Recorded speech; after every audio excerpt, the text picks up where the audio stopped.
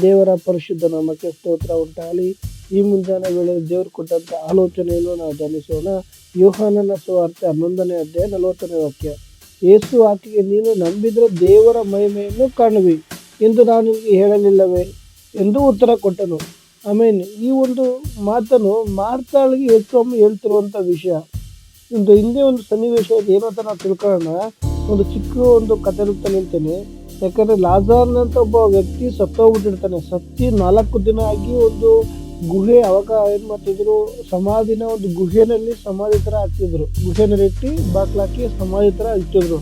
4 ದಿನ ಆಗಿ ಅವಾಗ ಅಲ್ಲಿ 4 ದಿನ ಆದಂತ ಸತ್ತಿದ್ದಂತ ವ್ಯಕ್ತಿಯನ್ನ ದೇವರು ಲಾಜಾರ್ನ ಎದ್ದು ಬಾ ಅಂತ ಹೇಳೋಕೆ ಮುಂಚೆ ಅಲ್ಲಿ ಹೇಳ್ತಾರೆ, ಆ ಬಾಗಿಲ ಸಮಾಧಿಯ ಬಾಗಿಲು ತೆಗಿರಿ ಅಂತ ಹೇಳುವಾಗ ಅಲ್ಲಿ ಅವ್ರು ಲಾಜಾರ್ನ ಅಕ್ಕಲ್ ಬರ್ತಾರೆ. ಅಕ್ಕ ಮಾರ್ತಾಳು ಬಂದು, ಯೇಸುವೆ ಅಲ್ಲಿ ತೆಗೆದು 4 ದಿನ ಆಯ್ತು ಸತ್ತಿ, ತೆಗೆದ್ರೆ ವಾಸನೆ ಹೊಡಿತೆ, ಬೇಡ ಅಂತ ಯೇಸುಸ್ವಾಮಿನ ತಡೀತಾರೆ.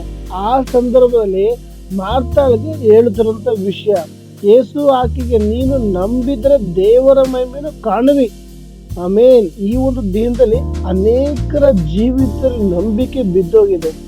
ದೇವರು ನನ್ನ ಜೀವಿತದಲ್ಲಿ ಕಾರ್ಯ ಮಾಡ್ತಾರೋ ಮಾಡಲ್ವಾ? ದೇವರು ನನ್ನ ಜೀವಿತದಲ್ಲಿ ದೇವರು ಹಿಂಗೆ ನನ್ನ ಪ್ರಾರ್ಥನೆ ಮುಡ್ತಾ ಕೊಡಲ್ವಾ? ಅಥವಾ ದೇವರು ನನ್ನ ಭವಿಷ್ಯದ ಒಂದು ರೂಪಿಸ್ತಾರೋ ಇಲ್ವೋ? ದೇವರು ನನ್ನ ಮಕ್ಕಳ ವಿಷಯದಲ್ಲಿ ಒಂದು ಆರೋಗ್ಯದಲ್ಲಿ ಬಿಡುಗಡೆ ಕೊಡ್ತಾರೋ ಇಲ್ವೋ? ಈ ರೀತಿ ಅನೇಕರ ಜೀವಿತದಲ್ಲಿ ಒಂದು ಗಲಿಬಿಲಿ ಆಗುತ್ತೋ ಆಗಲ್ವೋ, ನಡೆಯುತ್ತೋ ನಡೆಯಲ್ವೋ, ಈ ರೀತಿ ನೀನ್ ನಂಬಿದ್ರೆ ದೇವರ ಮಹಿಮೆಯನ್ನು ಕಾಣುವಿ. ದೇವರ ಮಗು, ಈ ಮುಂಜಾನೆ ವೇಳೆ ದೇವ್ರು ನಿನಗೆ ಹೇಳ್ತಾ ಇರುವಂತ ಮಾತು, ನೀನು ನಂಬಿಕೆ ಸೋರೋಗ್ಬಾರ್ದು. ನಂಬಿಕೆಯಲ್ಲಿ ಬಲವಾಗಿ ನಿಲ್ಲು. ನಿನ್ನನ್ನು ಎಲ್ಲಿ ತಲೆ ತಗ್ಗಿಸುವಾಗ ಶತ್ರು ಅದನ್ನು ಮಾಡ್ತಾನೋ ಅಲ್ಲೇ ತಲೆ ಎತ್ತುವಾಗಿ ದೇವ್ರು ಮಾರ್ಪಡಿಸ್ತಾರೆ. ಇದನ್ನ ಯಾರ್ಯಾರು ತಲೆ ತಗ್ಗಿಸಿ ನಿನ್ನ ಮನಸ್ಸು ನೋವಾಗುವಾಗೆ, ನಿನ್ಗೆ ಹೃದಯ ವೇದನೆ ಆಗುವಾಗೆ ಮಾಡ್ತಾರೋ ಆ ಸ್ಥಳದಲ್ಲಿ ದೇವ್ರ ಕಾರ್ಯ ಮಾಡ್ತಾರೆ ನಿರೀಕ್ಷೆಯಲ್ಲಿ. ಅದಕ್ಕಾಗಿ ಹೇಳ್ತಾ ಇದ್ದಾರೆ, ನೀ ನಂಬಿದ್ರೆ ದೇವರ ಮಹಿಮೆ ಕಾಣುವಿ. ಆಮೇನ್. ಇದರ ನಂಬಿಕೆಯಲ್ಲಿ ಸೋರೋಬೇಡ. ಇದರಿಂದ ಅನೇಕರು ನಂಬಿಕೆಯನ್ನು ಹಿಂಜಾರಿ ಹೋಗ್ತಾ ಇದ್ದಾರೆ. ಸತ್ಯವನ್ನು ತಿಳಿದು ಸತ್ಯವನ್ನು ಬಿಟ್ಟು ದೂರ ಹೋಗ್ತಾ ಇದ್ದಾರೆ. ಅದಕ್ಕಾಗಿ ಈ ಒಂದು ಮುಂಜಾನೆ ವೇಳೆ ದೇವರ ಮಗುವೆ, ಅನೇಕರು ಹೋಗ್ಬೋದು, ಆದ್ರೆ ನಿನ್ನನ್ನು ಕರೆದಾತನು ಸದಾಕಾಲ ನಿನ್ನ ಸಂಗಡ ಇರುವಾತನಾಗಿದ್ದಾನೆ. ಅದಕ್ಕಾಗಿ ನೀನು ನಂಬಿದ ದೇವರ ಮೇಲೆ ಕಾಣುವೆ ಎಂದು ನಿನಗೆ ಹೇಳಲಿಲ್ಲವೇ ಎಂದು ಉತ್ತರ ಕೊಟ್ಟನು.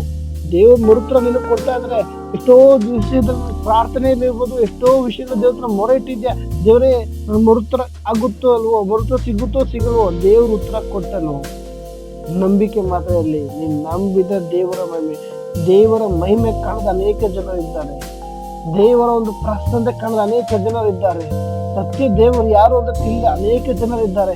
ಈ ಭೂಮಿ, ಆಕಾಶ, ಗಿಡ, ಮರ ಎಲ್ಲವನ್ನೂ ಉಂಟು ಮಾಡಿದ ದೇವರು ಯಾರು ಅಂತ ಗೊತ್ತಿಲ್ಲದಿರೋರು ಅನೇಕ ಜನರಿದ್ದಾರೆ.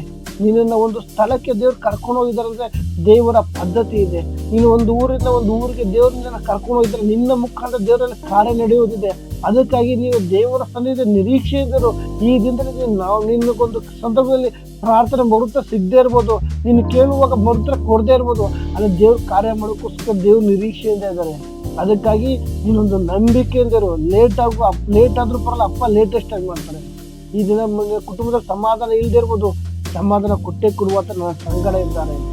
ಇವತ್ತು ನನ್ನ ಕೆಲಸ ಒಂದು ಅಭಿವೃದ್ಧಿ ಇಲ್ಲದೆ ಇರ್ಬೋದು, ಅಭಿವೃದ್ಧಿ ಮಾಡುವಂತ ನನ್ನ ಸಂಗಡ ಇದ್ದಾರೆ.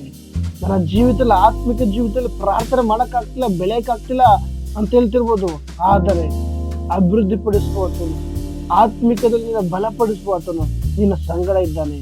ನಿನಗೆ ನಂಬಿಕೆ ಮಾತ್ರ ಇರಲಿ. ಶತ್ರುವಾದನು ಏನೇ ಮಾಡ್ಬೋದು, ನಂಬಿಕೆನ ಕದ್ಕೊಳ್ತಾನೆ. ನಿನ್ನ ಜೀವಿತದ ನಂಬಿಕೆನ ತೆಗೆದುಬಿಟ್ರೆ ಪ್ರಾರ್ಥನೆ ಬಿದ್ದೋಗುತ್ತೆ. ನಿನ್ನ ಜೀವಿತದ ನಂಬಿಕೆ ತೆಗೆದುಬಿಟ್ರೆ ದೇವ್ರ ದೂರ ಹೋಗ್ತೀಯ. ಒಂದು ಪ್ರಾರ್ಥನೆ ದಾಹ ಹೊರಟೋಗುತ್ತೆ. ಒಂದು ದೇವರ ಮೇಲಿಟ್ಟಂತ ಒಂದು ಪ್ರೀತಿ ಬಿದ್ದೋಗುತ್ತೆ. ಅದಕ್ಕಾಗಿ ದೇವರ ಸನ್ನಿಧಿಯಲ್ಲಿ ನಿನ್ನ ಒಂದು ದೇವ್ರ ವಾಕ್ಯ ಅಂತ, ನೀನು ನಂಬಿದ ದೇವರ ಮಹಿಮೆ ಕಾಣುವೆ. ಅದಕ್ಕಾಗಿ ಎಂದು ನಾನು ನಿನಗೆ ಹೇಳುವುದಿಲ್ಲವೇ ಎಂದು ಉತ್ತರ ಕೊಟ್ಟರು. ಈ ದಿನದಲ್ಲಿ ನಂಬಿಕೆಯಿಂದ ಇರು ಪ್ರಿಯ ದೇವರ ಮಕ್ಕಳೇ. ಆಮೇಲೆ ಈ ವಾಕ್ಯ ಮುಖ ದೇವರ ಮೇಲೆ ಆಶೀರ್ವದಿಸಲಿ.